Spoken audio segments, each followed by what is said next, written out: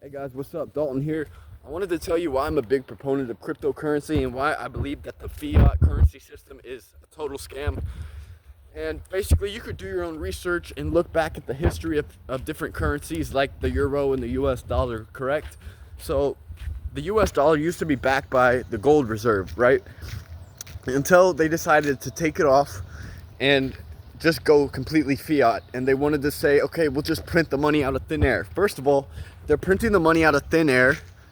Just they pull it out of their butt. It makes no sense. It's not worth anything. It's only worth as much as the people say it's worth, or how much inflation goes up. Because an inflationary currency like the US dollar, when they're printing $3 trillion, like during the pandemic, they printed $3 trillion in like 1 month, and that sent the inflation skyrocketing through the roof, right?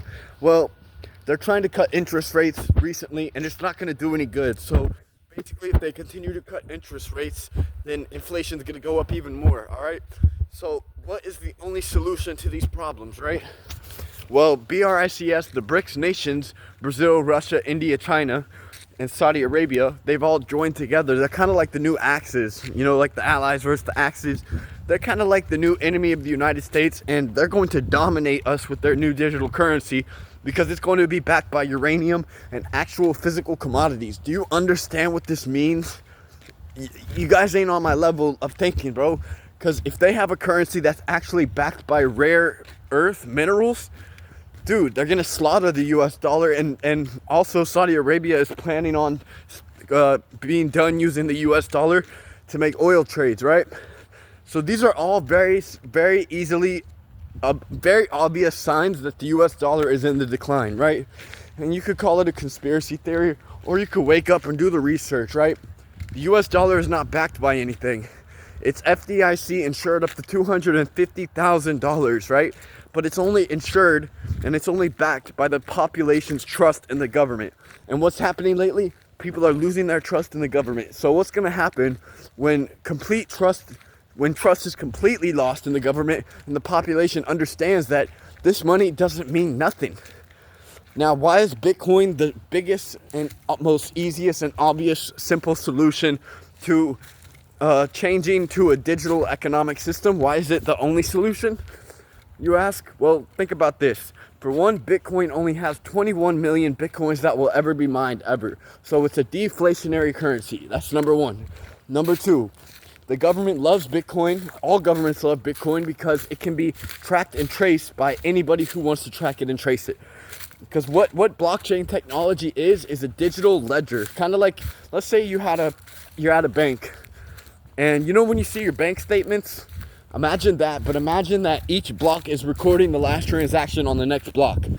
So anybody could go search up the information of that transaction and see what transaction came before it, what came before it. They could track it forever. And they could track everything you spend money on. Well, they couldn't really do that, but they can definitely understand where the money's going, where's it being sent by. And the government wants, for sure, to be able to identify every transaction that people make. Because when it comes to totalitarianism, and I'm not saying I agree with totalitarianism. No, that's the opposite of what I'm saying. I'm just saying, why would the government be so interested in digital currency? For one, they don't want the people to have their own currency. That's why they're getting all interested in it, to try to discourage the revolutionary people from getting into it, because now they think it's a government asset, which is crazy because the government could print $3 trillion tomorrow and buy the whole crypto market and just and delete it all if they wanted to. But they haven't done that, right? So obviously, there is a benefit to cryptocurrencies. Now, I suggest you guys look into blockchain technology. Go read the Bitcoin and Ethereum white papers, and you'll understand how they could use Bitcoin and other cryptocurrencies, XRP, things of this nature, right? They can use this cryptocurrency system and put it into a microchip, and then have everybody pay in cryptocurrency wherever they go. They will have. And like things like Alchemy Pay, they'll basically be able to accept crypto payments everywhere you go, like Walmart. They're already popping up with ATMs all over the place. Now, when the internet came out, right?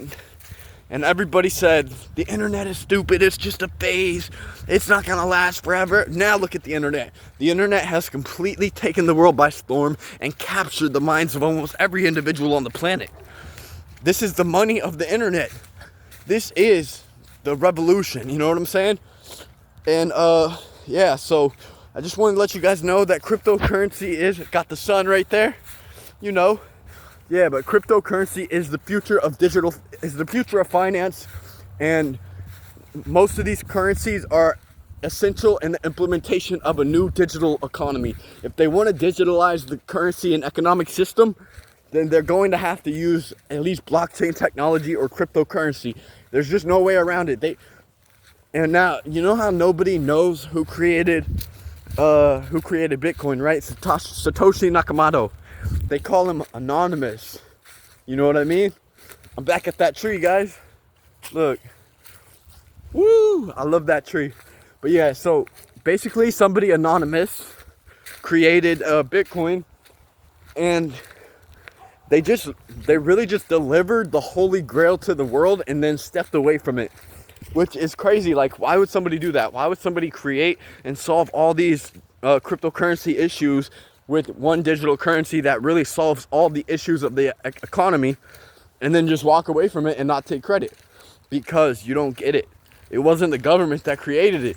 That's why the government is trying so hard to get as much of it in their hands as they can, because if they don't, then they're gonna have a revolution on their hands. And millionaires are so obsessed with Bitcoin because they can send $1 million across the world with no transaction fees, with no questions asked. If you want to go to a bank and you want to go send $1 million, they can't do that. All I'm saying, guys, is you need to research cryptocurrency before it's too late, before you're left in the dust, and before you're gone.